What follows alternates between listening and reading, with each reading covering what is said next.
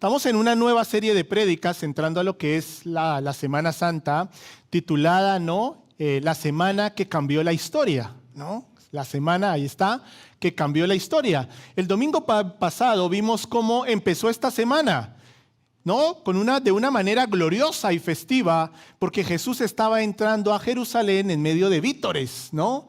Gritos y todo era fiesta y alegría. Sin embargo, qué poco duró, o qué cambio tan radical hubo hasta cómo finalizó esa semana, ¿no?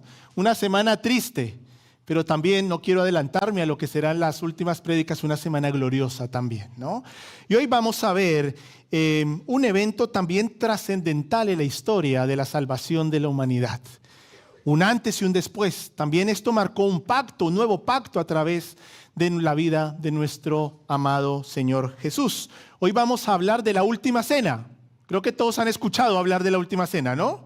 Me atrevo a decir que todos hemos visto cuadros, leído libros, ¿no? La última cena, este último, pero realmente yo no sé, lo familiarizamos tanto, lo escuchamos tan a diario, tan cotidianamente, que realmente a veces no entendemos que esta última cena era una despedida, ¿no? Era la última cena de Jesús con sus discípulos. Yo creo que los discípulos no eran conscientes de aquello que Jesús ya les había anunciado. Pero así como era una despedida, era el inicio también del plan supremo de salvación para toda la humanidad. Lo veremos. Quiero invitarte a que busques en tu Biblia Juan capítulo 13, el Evangelio de Juan capítulo 13. Vamos a leer los versículos del 1 al 17. ¿Sí? Versículos de 1 al 17. Si lo tienes, bueno, estará ahí en pantalla. Quiero pedirte que te pongas de pie, vamos a leer juntos este pasaje, oramos y meditamos en él. Sí, voy a leer la Nueva Versión Internacional. Dice así la palabra del Señor. Se acercaba la fiesta de la Pascua. Jesús sabía que había llegado la hora de abandonar este mundo para volver al Padre. Y habiendo amado a los suyos que estaban en el mundo, los amó hasta el fin. Llegó la hora de la cena. El diablo ya había incitado a Judas Iscariote, hijo de Simón, para que traicionara a Jesús. Sabía Jesús que el Padre había puesto todas las cosas bajo su dominio y que había salido de Dios y a él volvía. Así que se levantó de la mesa, se quitó el manto y se ató una toalla en la cintura. Luego echó agua en un recipiente y comenzó a lavarle los pies a sus discípulos y a secárselos con la toalla que llevaba en la cintura. Cuando llegó a Simón Pedro, éste dijo: ¿Y tú, Señor, me vas a lavar los pies a mí? Ahora no entiende lo que estoy haciendo, respondió Jesús, pero lo entenderás más tarde. No, protestó Pedro, jamás me lavarás los pies. Jesús contestó: si no te los lavo, no tendrás parte conmigo. Simón Pedro dijo: entonces, Señor, no solo los pies, sino también las manos y la cabeza. El que ya se ha bañado no necesita lavarse más que los pies, le contestó Jesús, pues ya todo el cuerpo está limpio y ustedes ya están limpios, aunque no todos. Jesús sabía que quien lo iba a traicionar y por eso dijo que no todos estaban limpios. Cuando terminó de lavarle los pies, se puso el manto y volvió a su lugar. Entonces Jesús les dijo: ¿entienden lo que he hecho con ustedes? Ustedes me llaman maestro y señor, y bien dicen, porque lo soy. Pues si yo, el Señor y Maestro, les he lavado los pies, también ustedes les deben lavarse los pies los unos a los otros. Les he puesto el ejemplo, para que hagan lo mismo que yo he hecho con ustedes. Les aseguro que ningún siervo es más que su amo, y ningún mensajero es más que aquel que lo envió. ¿Entienden esto? Dichosos serán si lo ponen en práctica. Vamos a orar. Amado Señor, este es tu tiempo, Señor, el tiempo en donde tú nos hablas a través de tu palabra. Una vez más te ruego, Señor, que seas tú, Señor, llenándome de tu Espíritu Santo, trayendo, Señor, tus pensamientos, trayendo tus palabras a mi mente y a mi boca, Señor. Que no sean palabras de hombre, Señor, sino que tú nos hables, Señor, a cada uno. Dispón nuestro corazón, Señor. Abre nuestros oídos, nuestros ojos espirituales para entender, Señor, realmente que este tiempo, esta semana, Señor, cambió la historia. Y para los que creemos en ti, cambió también por completo nuestras vidas, Señor. Toma el control, Señor, de este tiempo. es tu tiempo. Oramos en el nombre de Cristo Jesús. Amén y amén. Pueden tomar asiento.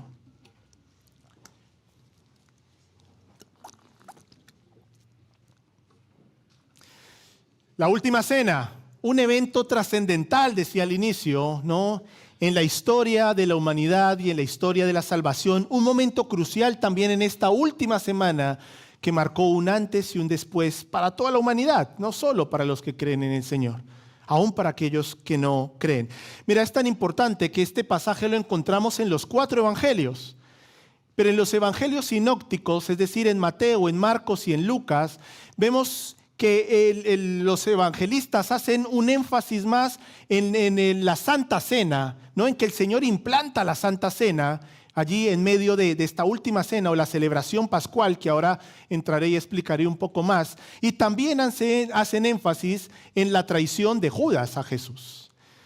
Mientras que Juan también habla, ¿no? Habla aquí de Judas, ¿no? De cómo el diablo lo engañó para traicionar a Jesús, pero Juan hace énfasis más en el ejemplo que nos dejó Jesús en medio de esta Santa Cena, que fue el lavamiento de los pies. Son 2 eventos muy importantes, ¿no? Realmente es un pasaje en el cual podríamos enfocarnos en muchos aspectos. ¿Por qué Judas traicionó? ¿Por qué el Señor permitió? A veces escuchamos, ¿no? Porque Dios permitió que Judas lo traicionara. ¿Por qué? Hubo un error, el diablo venció. Bueno, queridos hermanos, sin entrar en detalles, el Señor tenía el control absolutamente de todo. El Señor estaba, y no era un error, era parte del plan, un plan supremo de salvación para toda la humanidad. Por tanto, es un evento central. Y no vamos a centrarnos hoy tanto en la traición de Judas, o por qué dice allí que los amó hasta el final, o por qué en medio de la celebración de la Pascua, pero sí quiero que hagamos énfasis en 2 puntos principales de este pasaje, que es que el Señor decretó, ¿no? Dejó para todos aquellos que creemos en Él la Santa Cena. Y el significado que tiene, a veces lo vemos como algo rutinario, pero va mucho más allá.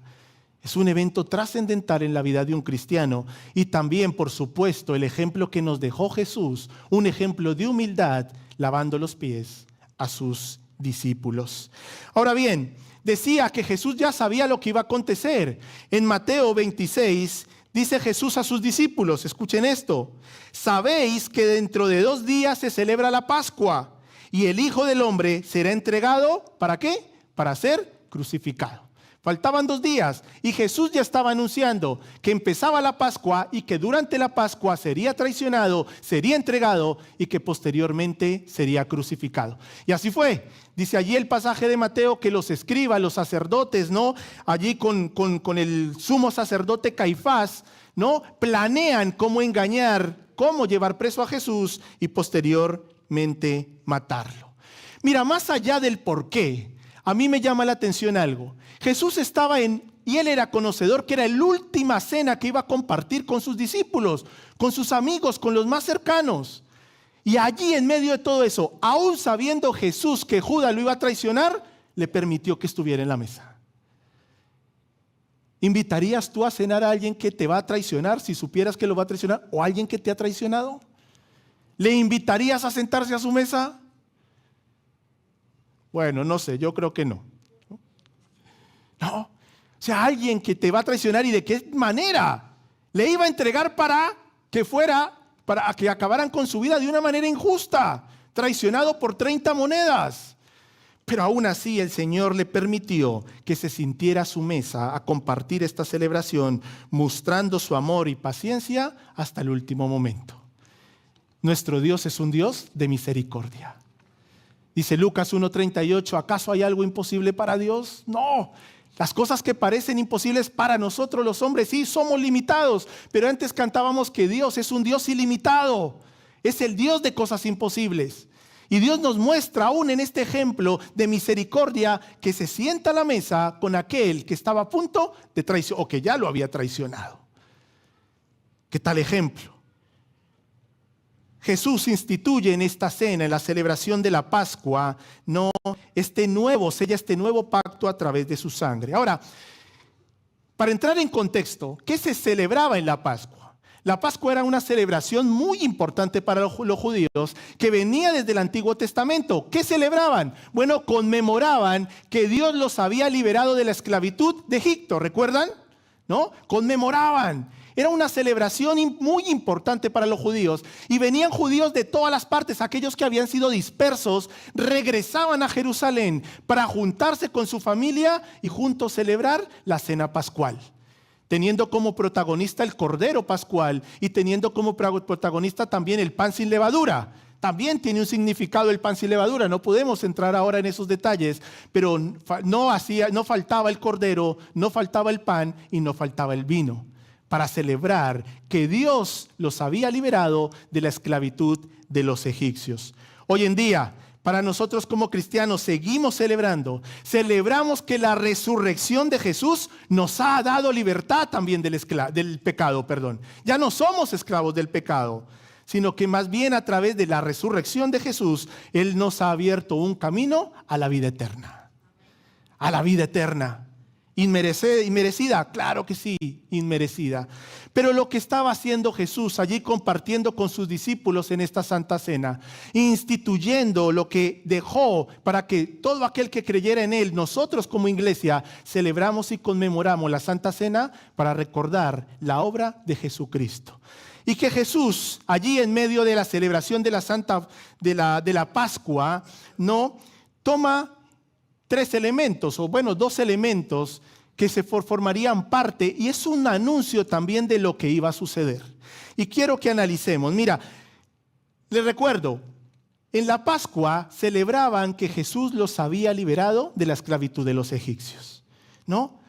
Y tenían como protagonista el Cordero Pascual. Ahora, lo que Jesús estaba dando a entender a sus discípulos y a nosotros hoy en día también es que Él se ha convertido en el Cordero Pascual.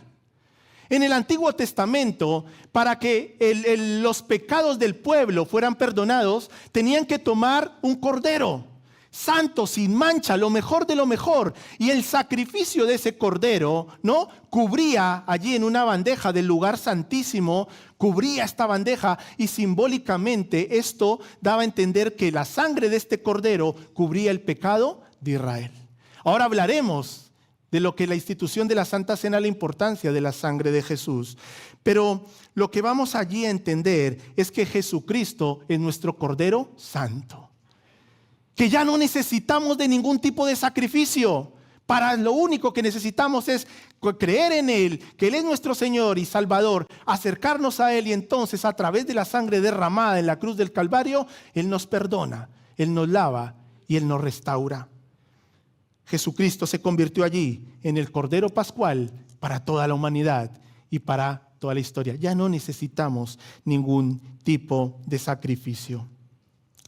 Permítame rápidamente explicar, porque a veces lo podemos saber, pero no me gustaría que perdamos el verdadero sentido, la esencia, lo íntimo y lo profundo que es la celebración de la Santa Cena.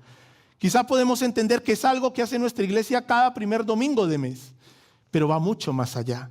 Jesús tomó en medio de esta cena con sus discípulos un trozo de pan y dijo: este es mi cuerpo, que por vosotros es dado. Haced esto en memoria de mí. El pan es el símbolo del cuerpo de Cristo.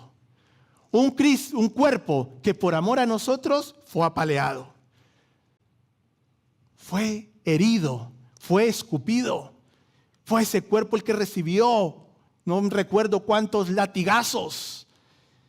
Ese pan representa que el Señor tomó nuestro lugar y que su sufrimiento físico no era más que un anuncio del padecimiento que Él tendría en la cruz del Calvario. Una muerte cruel, una muerte realmente dolorosa.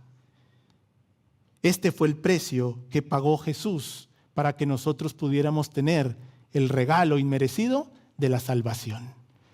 Cuando conmemoramos la Santa Cena, no es simplemente una tradición.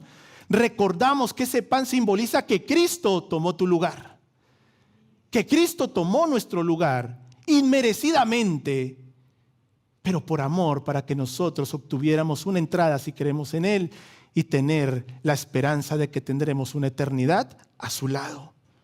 el pan. Ahora, ¿qué simboliza el vino? Lo dije antes. Jesús lo dice allí en Lucas 22:20. Esta es la copa del nuevo pacto en mi sangre, que por vosotros es derramada.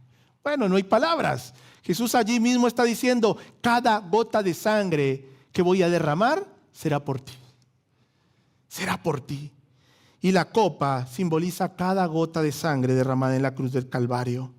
Esa sangre que marcó un antes y un después, ¿no? Hasta entonces necesitaba el pueblo de Dios hacer sacrificios para ser perdonado. Ahora vivimos bajo el nuevo pacto, un pacto de gracia, porque Jesucristo se ha convertido en el Cordero Pascual, en el Cordero Santo. Él cargó con todo el pago que tenía que llevar por nuestro pecado. Y querido hermano, te ha hecho libre. Ya no necesitas hacer, repito, ningún tipo de ritual. ¿Qué necesitas? Acercarte a Jesucristo, reconocerlo como tu Señor y Salvador. Y entonces dice allí el Señor que Él te perdona, te restaura, te levanta, te limpia y te da un nuevo vestido. Te hace un nuevo hombre. En Jesucristo recibimos, por tanto, el perdón de los pecados. Por tanto, el propósito, ¿cuál es el propósito de la Santa Cena para nosotros como cristianos? La celebración de la Santa Cena nos ayuda única y exclusivamente a centrarnos en Jesús. Jesús es el centro de esta celebración. Allí, a veces vivimos en un mundo de tantas distracciones, de tantos problemas, de tantas incertidumbres. Aún venimos a la Santa Cena con tantas cosas y participamos de la Santa Cena que realmente no somos conscientes que la Santa Cena nos lleva a pensar y a centrar y a dedicar nuestra vida y nuestra gratitud a Jesús. A Jesús. Porque al participar del pan y del vino, recordamos que aún en medio de todo ello las dificultades que enfrentamos hoy, las enfrentamos en Jesús. Pero recordamos también que nuestro destino ya está decidido gracias a Jesucristo. Aquellos que creemos en Él ya sabemos que nuestro destino, nuestro final, ya está decidido.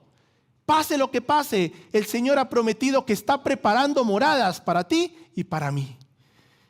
Y deseamos y anhelamos que llegue el día, el glorioso día en cuando el Señor vuelva por su iglesia y entonces podamos disfrutar de una eternidad a su lado. Por eso cuando celebramos la Santa Cena y el apóstol Pablo en Corintios dice en el versículo 26, 1 Corintios 11, 26, así pues, todas las veces que comieres este pan y bebieres esta copa, la muerte del Señor anunciáis, ¿hasta cuándo? Hasta que Él venga. El Señor vuelve. Por eso podemos decir que la Santa Cena, la cena que instituyó el Señor, es un puente entre el pasado y el futuro.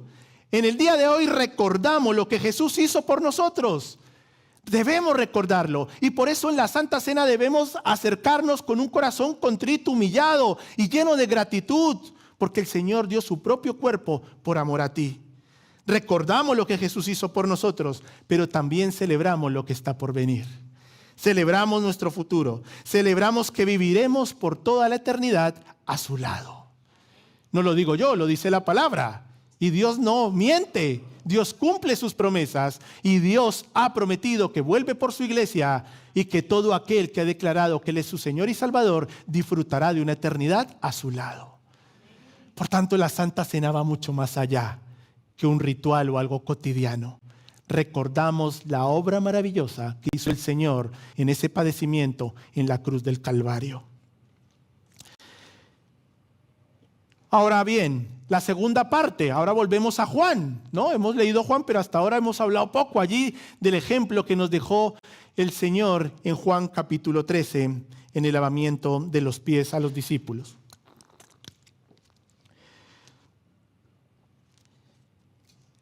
Era una tradición, ¿no? Hemos visto la primera parte, la importancia de la institución de la Santa Cena en esta última cena que estaba compartiendo Jesús con sus discípulos. Pero no terminó allí, porque dice que Jesús se levanta de la mesa, ¿no? Toma una toalla, un barreño aquí en España, ¿no? Lo llena de agua y empieza a lavar los pies a sus discípulos. Era algo tradicional, ¿no? En la época la gente andaba con sandalias. ¿no? Y las calles había mucho polvo. Y cuando te invitaban a una casa, ¿no? Cuando llegabas allí, te limpiaban los pies del polvo que habías adquirido, ¿no? Se había pegado durante el camino. Pero era una tarea designada a los sirvientes, a los empleados de más bajos, ¿no? Clase social de cada casa o de cada hogar. Era algo tradicional, pero no para que lo hiciera cualquier persona. Jesús lo hizo. Él lo dice ahí en Juan: ustedes me han llamado Señor y Maestro, y bien hacen, porque lo soy.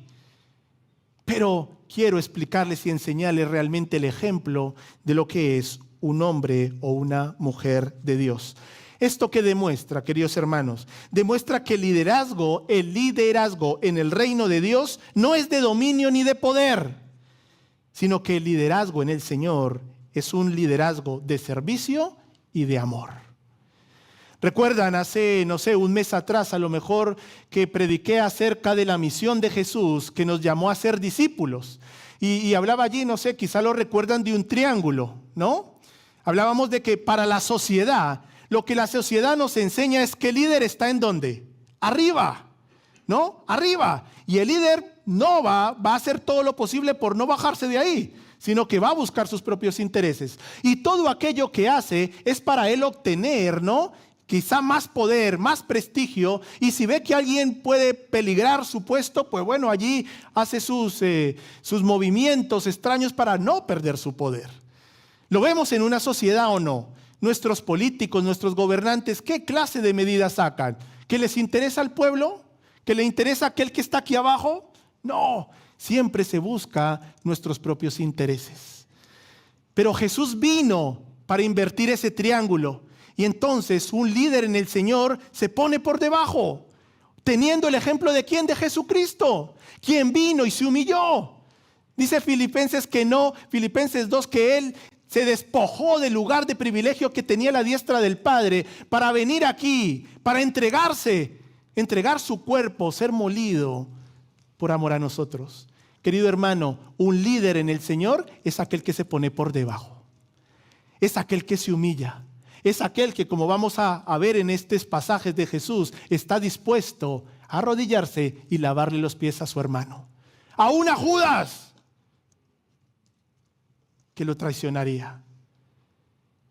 Querido hermano, el liderazgo en el reino de Dios no es de dominio ni de poder, sino estamos llamados a tener un liderazgo de servicio y de amor. Juan 13:15, el pasaje que leímos, dice: porque ejemplo os he dado, para que como yo os he hecho, vosotros también hagáis. Para Jesús, esta era una muestra de humildad, era una muestra de servicio, era una muestra de amor a sus discípulos. Mateo 20:28 dice: así como el Hijo del Hombre no vino para que le sirvan. Jesús no vino para que le sirvieran. ¿Para qué vino Jesús? Para servir. ¿Y para qué más? Y para dar su vida en rescate por muchos. Sin embargo, para los discípulos no lo percibían de esta manera. Para los discípulos, que Jesús les lavara los pies mostraba una mentalidad, contrastaba con su pensamiento y con la actitud que tenían en su corazón. Ahí vemos en el versículo 8 la respuesta de ¿quién? ¿Quién más sino? Pedro, ¿no? Dice: no, protestó Pedro. Tú no jamás me lavarás los pies. ¿Cómo es posible que esta tarea que está designada a los sirvientes, a lo más bajo, tú me vas a lavar los pies a mí? No, me opongo, porque iba en contra de su corazón y su pensamiento. Estos mismos discípulos eran los que estaban peleando también entre ellos, diciendo: ¿quién es el mayor entre nosotros? No, el liderazgo. A ver, ¿quién estaba arriba? ¿Quién era el más importante? Pero Jesús le dijo a Pedro: si no te dejas lavar, no serás parte conmigo. Entonces Pedro: no, Señor, entonces lávame todo, ¿no? ¿Cómo voy a dejar de...? No, cuando entendemos, ¿no?, el amor, el servicio, el estar con Jesucristo al lado, Señor, aquí estoy. Pero el Señor aún le dice allí: no, tú ya has sido lavado, tú ya has sido perdonado, no hace falta que te lave todo. Pero sí los pies, y ahora analizaremos ¿y por qué los pies? ¿Por qué tenía que Jesús lavarle los pies a sus discípulos. ¿Qué tal ejemplo? ¿No? Un ejemplo de humildad, un ejemplo de amor y un ejemplo que contrasta también con nosotros. Hoy en día, queridos hermanos, también nosotros más bien muchas veces estamos pensando en lo que queremos obtener que en lo que queremos o podemos dar. Mira, yo recuerdo que cuando era más joven y pensaba en casarme, siempre pensaba en los beneficios que iba a obtener, ¿no? Hay muchos que piensan así, les veo ahí sus caras, ¿no? ¿Qué beneficio yo puedo obtener cuando me case? ¿Qué mujer quiero? Ay, que cocine rico porque entonces voy a comer bien, ¿no? Entonces yo tenía una serie de listas allí, ¿no? Pero todo era egoísta. Todo era para el beneficio que yo podía obtener. Pero realmente cuando conocí al Señor y empecé a escuchar su palabra, talleres también acerca del noviazgo, del matrimonio, entendí que yo me debía casar era pensando qué puedo ofrecer yo a mi matrimonio. Ahora, como cristianos muchas veces vivimos así, pensando qué beneficio yo puedo obtener cuando Jesús nos dice que lo que tenemos que hacer es ponernos al servicio de los demás y estar dispuestos a lavarle los pies, aún aquel que nos critica. Aún aquel que nos hace la vida imposible, aquel que quizá habla mal de nosotros, que dice mentiras, ¿estamos dispuestos a hacerlo? Bueno, Jesús nos dijo, ejemplos he dado. ¿Para qué? Para que vosotros hagáis lo mismo. Estamos llamados a humillarnos, a ponernos por debajo para que nuestros hermanos crezcan. Por lo tanto, el lavamiento de los pies para nosotros simboliza nuestro papel en el cuerpo de Cristo. Nuestro papel en el cuerpo de Cristo. Versículo 15 de Juan 13 dice: les he puesto el ejemplo para que lo hagan lo mismo, para que hagan ustedes lo mismo que yo he hecho. Les aseguro que ningún siervo es más que su amo y ningún mensajero es más que el que lo envió. Ahora, aquí Jesús les pregunta a los discípulos y nos pregunta hoy también a nosotros: ¿entienden esto? ¿Entienden lo que Jesús, el ejemplo que nos estaba dejando? Y termina allí diciéndole Jesús a sus discípulos: dichosos serán si lo ponen en práctica. Otros dicen bienaventurados, ¿no? Gozosos aquellos que entienden el ejemplo y lo que nos está pidiendo Jesús, pero no solo que lo entendamos, sino que lo pongamos en práctica. ¿Crees en Jesucristo como tu Señor y Salvador? Él es nuestro ejemplo, Él es nuestro guía.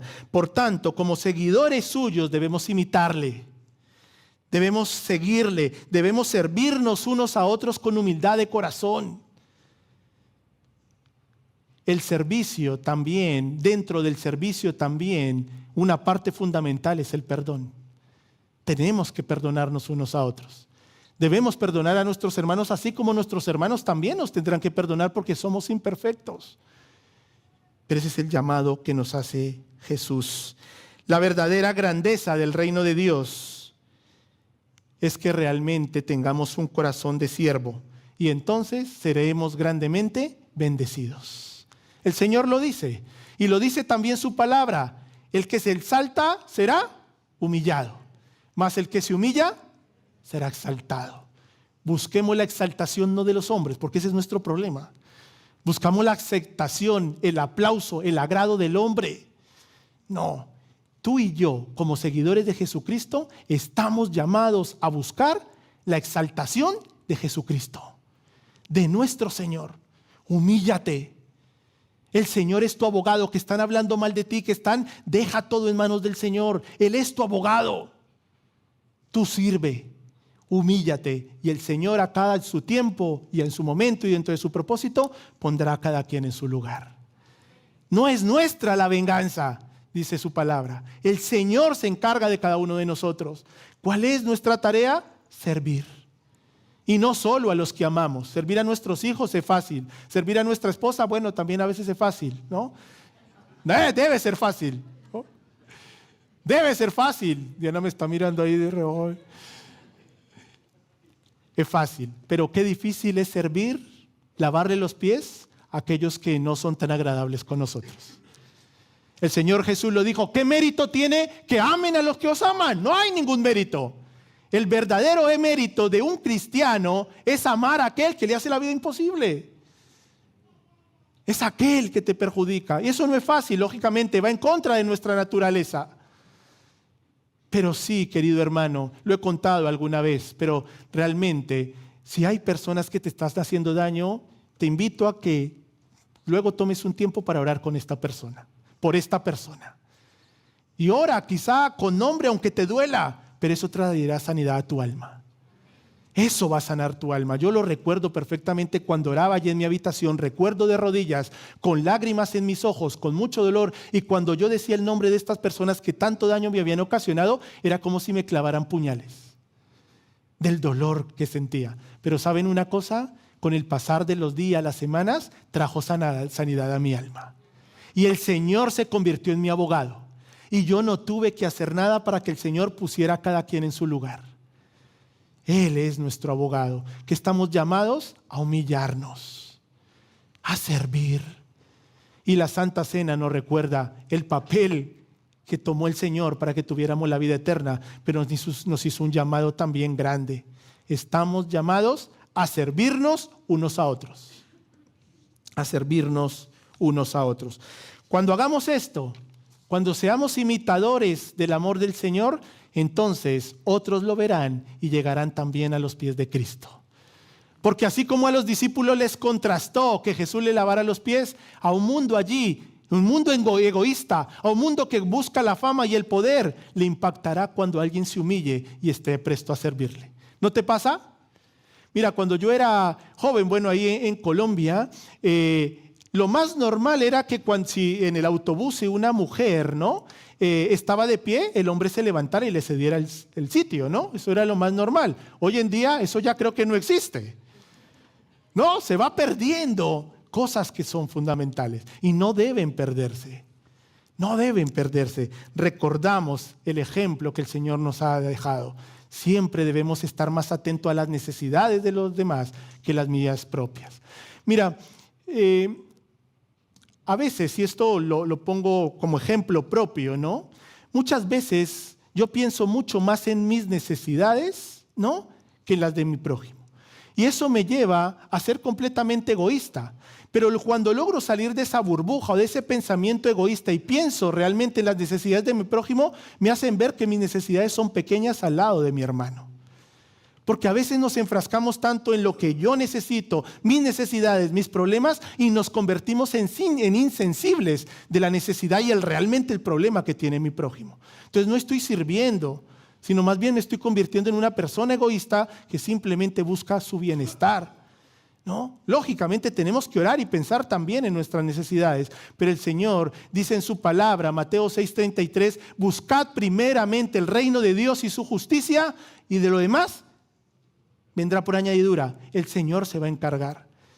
Que el Señor nos ayude a ser sensibles también a las necesidades de nuestro prójimo. ¿Quién necesita que yo me humille y le pueda lavar sus pies? El lavado de los pies de Jesús no es solo un ejemplo a seguir, sino una garantía de que la humillación de un cristiano nunca es en vano. Nunca es en vano.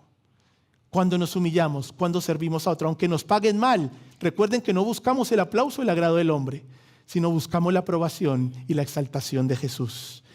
En Cristo, la muerte y la humillación son siempre el camino hacia la vida y el honor eternos. Buscamos el agrado y el galardón de nuestro Señor por una eternidad. Por tanto, en esta última semana de Jesús, recordamos cómo entró, ¿no? La semana pasada allí, esa entrada triunfal a Jerusalén. Ahora ya se estaban torciendo un poquito las cosas porque ya lo habían traicionado, lo habían vendido. Y estaba allí compartiendo este último momento con sus discípulos antes de ser arrestado. Pero querido hermano, voy terminando. Jesús no ha venido a la tierra como un rey y conquistador. Jesús vino como un siervo sufriente. Lo dice Isaías 53. Y como dice Mateo 20:28, lo leímos antes también, Jesús no vino para ser servido, sino para servir y para dar su vida en rescate por muchos. Queridos hermanos, la humildad que mostró Jesús ahí con una toalla en su cintura, con un recipiente lleno de agua, no era más que un anuncio, un preámbulo del verdadero acto de humildad y de amor en la cruz del Calvario. Una muerte que cambió la historia de la humanidad. La salvación, querido hermano, es un acto único que es justificado y lo obtenemos solo a través de la fe. No hay otro medio. Jesús dijo: yo soy el camino, la verdad y la vida. Nadie viene al Padre si no es a través de Jesucristo. Y aquí estábamos ante ese suceso, Jesús entregando su propia vida por amor a nosotros. Luego lo que viene, una vez que aceptamos a Jesucristo como Señor y Salvador, ¿no? Luego viene un proceso de santificación. Somos imperfectos y vamos a pecar. Y así como en el tiempo de Jesús era importante el lavado de los pies, también es importante que nosotros como cristianos entendamos que debemos acudir a Jesús, porque así como las personas de la época en su caminar diario se iban llenando de polvo, nuestra vida espiritual también en un mundo contaminado se va ensuciando. Y debemos acudir a Jesucristo, que es el único que nos puede perdonar y lavar nuestros pecados. Así lo dice 1 Juan 1:19. Si confesamos nuestros pecados, Dios es fiel y justo, que nos los perdonará y nos limpiará de toda maldad. Recordemos también, cuando recordemos el pasaje, el lavamiento de los pies, que necesitamos acercarnos al Señor, humillarnos delante de nuestro Señor para que Él nos limpie, porque fallamos a diario. No somos perfectos, pero tenemos un Dios que nos ha prometido que si nos acercamos a Él es justo para perdonarnos y limpiarnos de toda maldad. Por tanto, este evento, esta cena, nos lleva a reflexionar sobre nuestra relación con Jesús. Permítame hacerles dos preguntas. La primera, ¿nos acercamos a Jesús a celebrar la Santa Cena con reverencia y gratitud? Realmente cuando participamos de la Santa Cena, aquellos que hemos aceptado a Jesús como nuestro Salvador, aquellos que hemos pasado por esa expresión pública de nuestra fe a través del bautismo, ¿entendemos realmente lo que significa acercarnos a participar de la Cena del Señor? Porque si lo entendemos, hemos de acercarnos con reverencia y con gratitud. Porque era un pago injusto, innecesario y cruel. Querido hermano, tu salvación ha tenido un alto precio. No olvidemos esto. Y la siguiente pregunta: ¿estamos siguiendo su ejemplo de humildad y servicio? Es decir, ¿estamos siendo cristianos con el liderazgo, con el triángulo hacia abajo, humillándonos, poniéndonos por debajo, sirviendo en pos de que otros crezcan? ¿En pos de que el Señor nos use para cubrir las necesidades de otro? ¿O más bien estamos viviendo un cristianismo de esta manera, en donde buscamos simplemente nuestro propio beneficio, nuestros intereses o el halago de los hombres? La última cena no es solo un recordatorio del sacrificio de Cristo, sino un llamado a vivir en comunión con Él y con su pueblo. Estamos llamados a vivir en comunión con Él, con nuestro Señor, con nuestro Salvador, con nuestro Creador, pero también tenemos una misión para vivir en comunidad, en humildad con nuestro pueblo, con nuestra iglesia, con nuestro prójimo. Querido hermano, no estamos enviados a este mundo para condenarlos, para condenar a nadie, sino más bien el ejemplo que nos dejó Jesús es que estamos enviados para lavar los pies de todo aquello que esté a nuestro alrededor y ser instrumentos del Señor para que un día estas personas lleguen a disfrutar del banquete que tiene preparado el Señor para sus vidas, que no es otro que el regalo de la salvación. Que el Señor nos ayude. Primero, a no olvidarnos lo que significa la Santa Cena. Que Él entregó su propia vida, su propio cuerpo, cada latigazo que recibió por amor a ti, cada gota de sangre derramada por amor a ti. Pero no solo ello, sino que el Señor nos dejó el ejemplo que como cristianos y seguidores suyos debemos ser humildes, siempre poniéndonos por debajo de los demás, siempre prestos a servir a los demás, a nuestra iglesia, para que entonces en medio de todo ello el nombre de Jesucristo sea glorificado. sea glorificado. Querido hermano, busquemos el agrado de nuestro Señor. Que el Señor nos ayude y su Espíritu nos guíe, no a tener un cristianismo que busque el aplauso y el agrado de los hombres, porque no es así, no es lo que nos muestra el Evangelio, no es lo que nos ha mostrado Jesús. Jesús nos ha llamado a entrar por la puerta angosta, por la puerta difícil, pero querido hermano, déjame decir que la puerta que te da la felicidad eterna.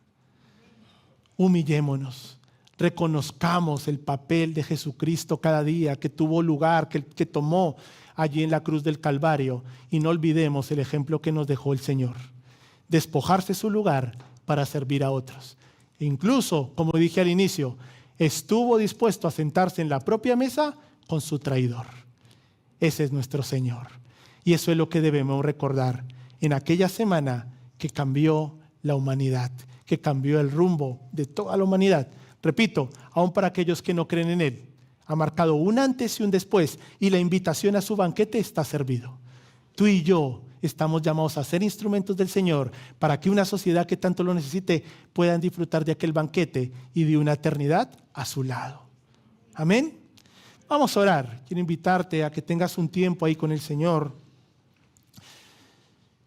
Vamos a orar. Si quieres, ponte de pie, oremos juntos, dando gracias al Señor. Démosle gracias al Señor. Ponte de pie. Dale gracias al Señor. Vienen a mi mente ahora aquellas imágenes, de películas, vídeos que he visto de un Jesucristo completamente apaleado. Vienen a mi mente aquellos latigazos injustos que recibió, sin haber hecho absolutamente nada. Por tanto, desde lo más profundo de mi corazón nace solo gratitud. Gracias, Señor. ¿Quién estaría dispuesto a hacer eso por mí? Inmerecedor de nada. Pero ¿saben una cosa? También viene a mi mente Judas. Porque muchas veces también yo, aún entendiendo el papel que tomó Jesucristo, también muchas veces le traiciono. También, como hizo Pedro, muchas veces le niego.